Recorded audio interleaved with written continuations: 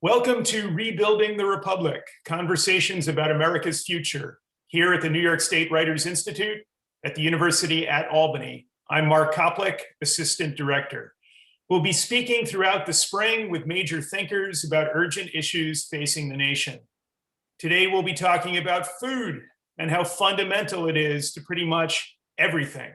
We're joined by one of America's best-known food writers, Mark Bittman, author of 30 books, most of them national bestsellers.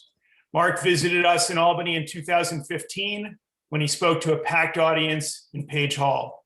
His newest book is Animal Vegetable Junk, A History of Food from Sustainable to Suicidal, an examination of food systems from the inventions of fire and farming to the agribusiness monopolies and chemical cuisines of the 21st century. His book explains not only how we can improve the health of our bodies, but also the health of our climate and our society by reforming the ways we grow, process, and distribute food.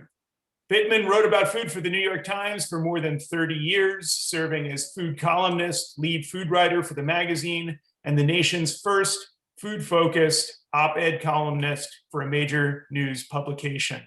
Al Gore called Animal Vegetable Junk a must-read for policymakers, activists, and concerned citizens looking to better understand our food system and how we can fix it. The Capital Region's own farming while black activist Leah Penniman said, "Everyone who eats needs to read this book. The future of our species and our planet depends on it," end quote. You can purchase Animal Vegetable Junk from an independent bookseller via a link on this screen. You can also find out more about Mark Bittman and the book here on this page. Mark, thanks for joining us. Great to be here. Nice to see you again. Good to see you too. This is one of those big history books, a grand synthesis of all we know. It takes us from the origins of our species to the possibilities emerging for our future. Why'd you want to write a book like that? I mean, that's a very flattering description and in a way answers your question, because who wouldn't want to write a book that could be described that way? I've always been sort of bewildered, and I don't mean to single out anything, but I've always been sort of bewildered by people who look at the small picture as a way of explaining the big picture. And actually, I see the logic behind that. It's the logic behind drawing with a pencil, which is a wonderful and perfectly legitimate way to draw, but one that says, I'm going to focus on this smaller world in order to try to understand the bigger one. My brain doesn't work like that. I want to just look directly at the big picture. And so when I started writing cookbooks, I wrote big cookbooks. And when I started thinking about writing a history of food, I wanted to write a history of food. So it is from a particular perspective. I wouldn't say that it's the ultimate by any means. I think that would take volumes and volumes. Food is that important and that overarching. But from my perspective, this is a view, a smart, or let's say an intelligent, well-researched, justifiable and intriguing view of food that you don't see that often. You show how food is about everything and at the root of so many problems, climate change, racial injustice. Let's look at some of the non-obvious issues. What's the relationship between food and immigration? Well, I mean, it depends what you call immigration. We didn't really have immigration until the 19th century. So, or formal immigration, people just moved more or less where they wanted to. But certainly the contemporary relationship between food and immigration is that for the last, say, 100 years, we've relied on people from Mexico and countries further south to do our agricultural scut work, let's say. The kind of work that and statistically this is true, that white people refuse to do, which is field work, agricultural work, hard labor. Now, we have treated those people, we have not welcomed those people with open arms. We have not said, we would love you to be part of this country and part of the experiment that is America. Rather, we want you to come at our convenience and work at wages that we will dictate to you under conditions that we will dictate to you that might be marginally better than what you're used to, or at least might give you marginally more cash than what you're used to, but are not, this is not the way we treat Americans. This is the way we treat guest workers or the Bracero campaign. Bracero means arm or worker. So the Bracero program. So for 50 years or so, we had a formal program of inviting Mexican workers to come to the United States in order to work fields. Now it's different, it's a little more complicated, but the situation is the same. It's difficult to immigrate to the United States, and I'm not just talking about from Mexico, I'm talking about from anywhere in the global South. It's difficult to immigrate to the United States. It's not as hard to come here as a underpaid temporary worker. And most of that is around agriculture.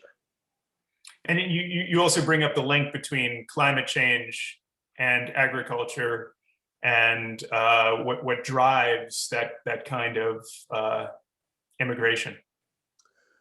Well, there is, of course, forced migration because as it becomes warmer, it's harder for people in the South to do the kind of agriculture that they do traditionally. So the natural borders, if you will, are moving north. So there is that. But as long as you're raising climate change, there's been a lot of talk over the years about how climate change affects agriculture, and I wouldn't downplay that. But there's been relatively little talk about how agriculture affects climate change. Most people don't know that agriculture is the leading or second leading contributor to greenhouse gases after fossil fuel use. And of course, fossil fuel use and agriculture are intertwined because you use fossil fuels to drive machinery and you use fossil fuels to make chemicals, chemical fertilizer being the most important one in agriculture. But agriculture, industrial agriculture in particular, is a huge contributor to greenhouse gases. And if we want to stabilize and cut greenhouse gas, the thing to talk about is not sequestration of carbon, which is a nice way to say, oh, we're generating all these greenhouse gases because our agricultural policies stink. Let's see if we can recover some of them.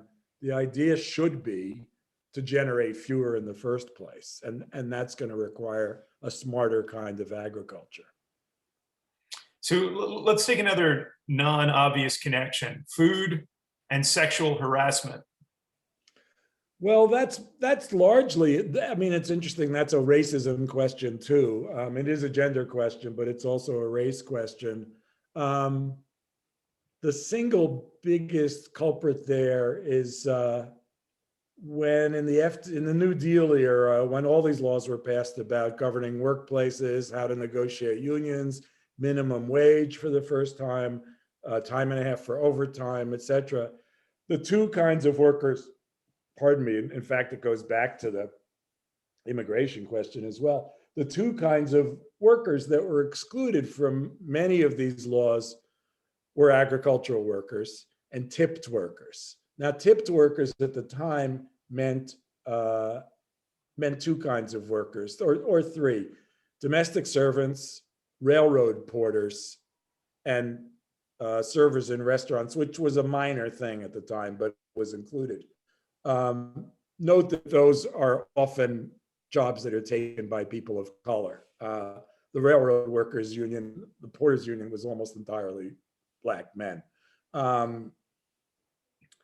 So when it comes to sexual harassment, we're now left in an era where domestic workers are, the numbers have diminished greatly. Railroad workers, obviously, hardly anyone is on the railroad. So But servers in restaurants, that number's grown astronomically. So there are a couple things about servers in restaurants. One is there's a thing called the tipped minimum wage. It's a federal minimum wage for tipped workers, and that's $2.13 an hour. And that means that legally, your employer, if you're a tipped worker, can pay you $2.13 an hour unless your state law overrides it, which some do. And then it's supposed to make up the difference between that and the state law for normal minimum wage when you report your tips. Of course, that is an erratic, weird, and easily abused system. So the servers, who are what percent women? 90% women, and largely women of color. The servers are often exploited and subject to wage theft, underpayment, and so on. They're also harassed not only by their fellow workers, and this goes for some male workers who are also harassed. They're also harassed not only by their fellow workers, but by customers. And reports by women, especially during COVID, have been that some customers, increasing numbers of customers, will say things like, take off your mask so I can see how good looking you are to determine what kind of tip I'm going to give you. I'd say that qualifies as sexual harassment. So why is America one of the least progressive countries when it comes to sustainable food policy and healthy food culture? You know, is it even true? I guess that's a fair question. So few countries, someone in an interview last night said, who's getting it right? And the answer is no one. So there are countries that do some things well, and we are among them. For example, we do fisheries management very well. That's not a huge thing. It's a huge thing if you're in the fishing industry. We don't do, for example, paying workers in the food system well. 5 of the 10 worst paying jobs in the country are in the food system, and we just talked about that in a couple of different ways. You know, we don't have we have been a country of immigrants from the beginning, or not from the beginning, from the time the Europeans took over from the indigenous people. And there is no widespread food tradition. So we don't, this is a hard one. We don't have a tradition of doing things well in food, in part because the Europeans came here. They saw this amazing landscape, sunny, some of the best soil in the world, way better than anywhere in Europe. Well watered, which is a trick, because you need sun and soil and water, and they don't always all three come together. But in the United States, they do in a lot of the country. So Europeans came here, they saw all this land, which they pretended to or legitimately thought, it's a different conversation, was unclaimed, because indigenous people had their own style of agriculture, which did not include building fences, and it did not need building fences. So when the Europeans came, when they appropriated all this land, their style of agriculture, and this was evolving with the Industrial Revolution, their style of agriculture was to grow food for cash. It wasn't really to grow food to feed themselves, their neighbors, their village, their region. We don't have that tradition so much. What we have is a tradition of, can you grow a lot of corn and sell it on the market? And if the answer is yes, that's what you do. And that's what the government wanted you to do. Can you sell a lot of grain to people who are raising pigs so they can raise thousands or hundreds of thousands of pigs? Yes, great, let's do that. Let's raise corn and soybeans, let's feed animals with that. It doesn't matter what people need to eat or what's beneficial to eaters. What matters is, can you get top dollar for the crop that you're growing? Can you grow profitably? So at no point, literally, was the question asked, what are we doing about soil health? What are we doing about providing affordable, nutritious food for the people in our country? What are we doing about taking care of these farmers who are actually doing this kind of growing? No, it was just, can we build surplus, mostly of grain, that we can sell And ultimately in the 20th century, the question became that we can use as a weapon, food as a weapon, food as an instrument of policy, trading food to become a world power. We did that. We did that while Europe was being decimated by wars. We did that by using our own military might to dominate and export our style of agriculture and our style of eating to the rest of the world. And we are continuing to do that. And we still have not said, this is the simplest question in the world, what is food for? We do not nationally and officially have an answer to the question, why do we grow food? Because the obvious answer is to why do we grow food is to feed as many people as we can, nutritious food affordably, inflicting minimal damage on the earth and other species and on the people who are doing that work. And so it's pretty straightforward. But our answer to why we grow food by default, and it's even a simpler answer is to make money. That's why we grow food, to make money. That's a really not the best reason. You mentioned that half the adults in Mediterranean countries have abandoned the Mediterranean diet and almost no children adhere to it. So we've got children from these amazing Mediterranean food cultures tucking into double quarter pounders and slurping down 30-ounce Dr. Peppers. Why is that happening? Well, as I said, that's us exporting that kind of food. American culture has been dominant since American culture, American military might, and American economy have really dominated the discussion, dominated the world stage since 1945. I mean, there's some slippage, but come on. We are still the #1 economy. We are still the exporters of culture, and we are still the exporters of agricultural machinery, chemicals, technology, and we're the inventors of fast food. So we have exported all of that. There's no question that this food is convenient, relatively inexpensive, tastes good. It's engineered to taste good. You can't argue, or it's a losing argument to say, why are you eating fast food? It doesn't taste good. Mostly it does taste good. It's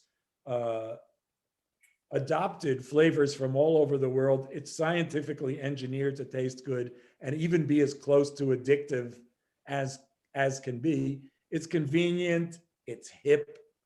It spends in the US alone $14 billion a year on marketing, and it's invading Europe. You need an active government and an active national or regional culture to fight this. So in Japan, children are still taught about foods. Children are still taught about what the Japanese food traditions are and what Japanese food is. And although fast food has made inroads in Japan, no question, it's been slower. And in fairness, Japan was an occupied country and parts of it still are. So it gives the US producers a bit of a leg up to have a military presence in a country.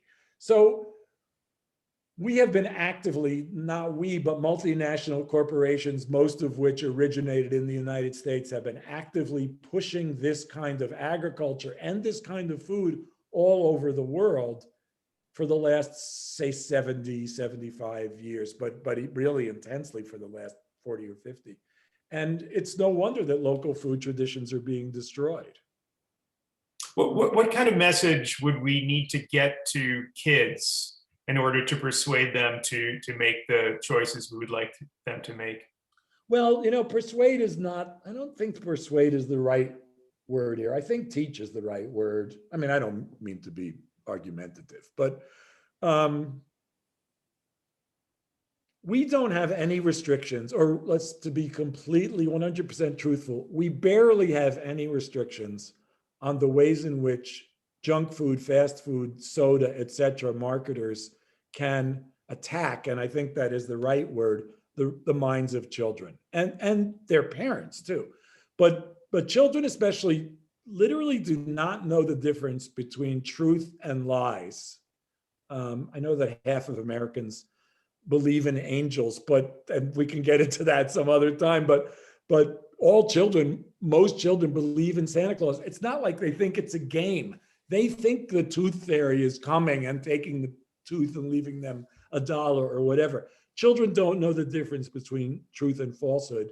And if you have Tony the Tiger telling you he's your friend and Frosted Flakes are the best possible part of a healthy breakfast, and you have Coca-Cola telling you that it's the best, most fun beverage that there is, and if you have McDonald's telling you that it is the place to get your parents to take you to eat, it's so much fun, the food is so delicious, the fries are so crispy. That's the first message that many of our children get. And they get it in lieu of messages from their parents, because their parents at this point have grown up under the same system. So it's not as if, my generation, I'm 70, my generation had a fighting chance because my parents were the last generation that grew up without this kind of marketing when they were kids. They grew up in the Depression. There was no junk food marketing in the Depression. But ever since, there's been marketing of convenience food, fast food, junk food, whatever you want to call it, directly aimed at children. So you and I both remember, and so does everyone watching this, all remember wanting Frosted Flakes or Sugar Pops or Apple Jacks or Fruit Loops or any of the well-known desserts posing as breakfast. We all remember wanting those things when we were children. Now, you're not born wanting those things. That is not a natural, innate function of human life to want sweets for breakfast. Yes, we do crave sweet foods, but we crave other foods too. And we don't crave ultra sweet foods until we're taught to crave them. If we teach children what real food is, where real food comes from, what it's like to eat it and to prepare it and to enjoy it and so on, they will grow into adults who understand that. The problem now is that you can't have a generation of healthy 40-year-olds who understand where food comes from, what it is. We're also alienated from everything. And so much subjected, we're also alienated from agriculture and so much subjected to marketing about food that when we're adults, we just eat what we want and we eat what we've always eaten. Anybody who's 40 years old or anyone over 20 can tell you how difficult it is to change their diet, how difficult it is to say, oh, I heard Mark Bittman, I want to eat better, blah, blah, blah. I'm going to start eating like more plants and more fruits and vegetables and more nuts and seeds and more whole grains. And I'm going to cut out the sugar in the morning and the sugar at night. And I'm going to cut out the fast food for lunch. Not everybody, many people will say that and they will do that for 3 days or they will do that for a week and then they'll slip. This is why we have yo-yo dieting. This is one of the reasons that so many people struggle with weight, but this is why almost all of us struggle with, whether it's weight or not, struggle with eating a diet that we know would be healthy. So this is a long conversation, obviously. I could go on. And you asked about kids. And the answer to that question is we need to teach kids the value of food, what real food is, why and how to eat it and prepare it and so on. And I'm not saying we give up on people who are adults now. But if we want a generation of healthy 40-year-olds, we need to build a generation of healthy 4-year-olds. Right now, chronic disease diet is the leading cause of chronic disease in the United States, and chronic disease is the leading cause of death. So if you want to address chronic disease, and we do, and we're finding more and more all the time, not all the time, every year we are finding more and more diseases, syndromes, and so on that are diet related that we didn't think were diet related because we're just discovering the terrible effects of 40, 50, 70 years of eating junk food. We're just beginning to see where that leads us. If we want to turn that around, young people need to begin eating well so that older people can eat well. There's a terrible old slogan, but it's not necessarily wrong, which is progress happens one funeral at a time, which basically means as the old people die off, the younger people take their place and they have newer, younger ideas. We need young people who understand about food so that we can begin to do things right. None of the stuff I talk about making agriculture better, about eating better, is going to happen tomorrow by edict or by mass decision. No one's going to say, here's what we haven't been saying in our mass messaging about how to get people to eat better. Because for one thing, people's preferences are pretty much set. And for another thing, the food that is out there, the available food, the food that is produced by today's agriculture, more than half of that is junk food. So that, by definition, by logical extension, means that 50% of the calories that we're consuming are in the form of junk food. That's what's there. We have to change what's there in order to change what we're eating. I'll pause. Sorry, I guess I have a lot of energy. I just had a cup of tea. That was great. Can we change the world, and can we save ourselves and the planet by eating plant-based burgers and Cascadian Farm granola bars? Oh God, no. Look, plant-based burgers are made out of, well, they are in a form, they're a form of junk food. They're certainly ultra processed. But you know what plant-based burgers are made out of? They're made out of beans, ultimately. I mean, the major ingredient in them is legumes. Legumes are a near perfect food. You don't have to mess around with them. Just eat them. That's what they're there for. And if we went back to the era of getting most of our calories from legumes and whole grains and most of our protein from legumes, we could save the world that way. By grinding that stuff up and mixing it in and processing it in ways that no ordinary person could possibly understand, all we're doing is making the food way more expensive. We're stripping it of nutrients, micronutrients that we know nothing about. We're making it way more expensive. I mean, a pound of beans is $1. I don't know what a pound of Impossible Burgers cost, but it's not $1.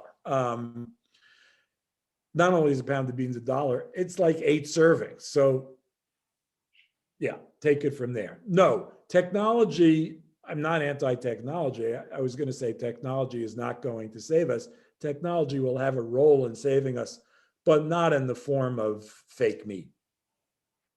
Snacking is more and more the foundation of our diet. You point that out. For students, eating is often about getting fuel on the go. What's the best way to do that? I mean, there's nothing wrong with snacking. You can call it grazing, and then suddenly it has a very positive connotation. And I go through a lot of different eating styles, in part because I'm curious about what effect they have, and in part because I just don't like to do things the same way all the time. But I went through a period a couple of months ago where I was thinking, why don't I just cook 6 or 8 things a day, and they'll all be 6 or 8 things at once, and they'll all be in the refrigerator, and when I'm hungry, I'll eat 1 or 2 of them. And we did that for a little while, but it turns out, again, because preferences are shaped when you're young, my partner and I like to sit down and have a sort of typical dinner. The rules for snacking are the same as the rules for eating. You snack on nuts, you snack on fruits, you snack on avocados, you snack on olives, you snack on carrot sticks, you snack on broccoli, and then you can make those things fancier. Of course, you can make bean dip, you can make broccoli spread, I've written 15,000 recipes. Probably 10,000 of those are adaptable as snacks. So it's, the rules for snacking are not different from the rules for eating. If you eat at home with using ingredients that mostly don't require labels because they are ingredients, and you do your own cooking, it's kind of hard to overeat or to eat badly. It's much easier to eat well. Not everybody can do that. That's part of the problem. You mentioned at several points that college students and their organizations have been effective in the recent past in promoting systemic change. I'd like to address a little bit of that. So the giant French multinational corporation Sodexo is the food services contractor on our campus. What can students do to improve Sodexo's impact on our community and the world? You know, I don't, let me post a couple links on your site when we're done, because I can't remember them offhand and I don't want to be spouting off URLs that steer people in the wrong direction.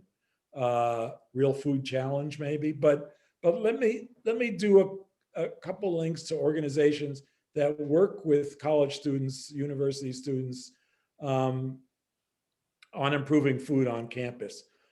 Look, those companies can be responsive up to a point, and some are better than others. And at the moment, there's kind of no way around it. But many colleges have gotten rid of their contracts with their, I think they're called POUR contracts, P-O-U-R, with Coke and Pepsi, where Coke or Pepsi will have a monopoly on the vending machines, on the soda machines, and so on, in exchange for athletic team uniforms or whatever. Those kinds of things are fading out, but there are more active demands, or that's a good active demand, but there are more active demands that students can make directly of your food service company. So the university's undertaken a variety of green initiatives and curricular changes, particularly in the business program and other programs as well. Can our climate and social justice problems be solved by profit-based business solutions? Solved, no. I would say that those companies need to be active partners. But even many progressive CEOs will tell you that they're disappointed in how little their companies are regulated. So we need to have rules for companies. We need to have rules for corporations. Dow and Syngenta and Bayer and the other big chemical companies are not going to stop making carcinogenic pesticides until they're forced to do so. So how do you partner with a company whose profit bottom line is willing to ignore the deadly impact that their products have on the population? Same with Pepsi, and Pepsi is constantly approaching people like me to try to convince us that they're doing great work, in large part because they once bought Quaker Oats, so they are the #1 seller of oats in the United States. But I don't know how you can trust a company whose bottom line depends on making people sick. So I think the first step is to try to figure out how to regulate companies so that their mission is a little more public health friendly. And then I think they'll be better partners in working toward fixing this stuff. I mean, we know that these companies have rigged research on sugar, just as we know that the fossil fuel companies have rigged research on climate change. They can't be trusted. I'm not saying none of them can be trusted, but the ones that can be trusted are few and far between. So to partner with them is really a challenging thing and frustrating. I've tried it. So the theme for our series is rebuilding the republic, and we like to end. This will be the last question. We like to end on something hopeful. And you've said one of the most hopeful things I've read about our collective response to the COVID pandemic. And I was wondering if you could talk about that. I'm hopeful. My hopefulness extends to the next 18 months. And actually, that's not true. My hopefulness extends infinitely, indefinitely. But I'm concerned about the rebuilding the republic notion extending how big the window is. Even with a president who's, I mean, I don't have to be delicate about this. Even with a psychotic criminal president, we responded somewhat decently to the COVID crisis. I mean, no one knows why the numbers were so much higher in the United States proportionally than they were elsewhere. But it wasn't entirely because we failed to lock down or take COVID seriously. We did take COVID seriously despite Donald Trump. And we treated it as a national emergency, as we should have. But I want to go back to food because 300,000 people died of COVID in 2020, a terrible, terrible number. And many could have been saved with national policies about mask wearing and distancing rather than leaving it to state and even local officials to decide. Something upwards of 1.5 million Americans die prematurely every year as a result of chronic disease. And as I said before, the leading cause of chronic disease is diet. This is a crisis too, but it's not a crisis that we recognize as a crisis. It's a crisis that we see as kind of an inconvenience. Now, part of that is because no one was marketing in favor of COVID. No one was saying, rah, rah, COVID. People are saying, rah, rah, Pepsi, rah, rah, McDonald's. And that's a battle. There is a force that's encouraging us. There are forces encouraging us to grow, to do agriculture badly, to eat badly, and so on. I think rebuilding the republic means seeing what crises really are. So we have a crisis around food and diet, a crisis around agriculture, a crisis around climate change, a crisis around income inequality, a crisis around gender and race bias. We have, say, 10 crises, each of which affect millions, tens of millions, or hundreds of millions of people, or all of us. We need to address them all at once, and I think we need to address them in parallel, in lockstep, a little bit at a time. This is not a time for violent revolution that's going to fix everything all at once. But it is a time to recognize that we have many, many big problems that are costing people health, wealth, and lifespan, and unfairly costing people those things. And that's I think, if you talk about rebuilding the republic, which I love, I think that's what we're talking about, is making it so that we become the country that our founding fathers' rhetoric would have led us to think we might become. I mean, we talk about equality and equal opportunity and justice for all and those kinds of things. Let's do that. That would be really awesome. The book is Animal, Vegetable, Junk. You can purchase it from the Independent Book House via a link on this screen. Mark Bittman, thanks again for joining us. It was fun, Mark. Thank you, and I'll see you soon. Let me remind you that this and all our author interviews are posted on the Writers Institute's YouTube channel, and you can find them at the conversation on our website, NewYorkStateWritersInstitute.org. And please follow us on Facebook, Twitter, and Instagram. If you wish to support future programming like this, you can make a donation at our website. We're also going to be posting some links that Mark Bittman has offered to us if you'd like to get involved in progressive organizations around the subject of food. To our audience, thanks so much for tuning in. Be well, be safe.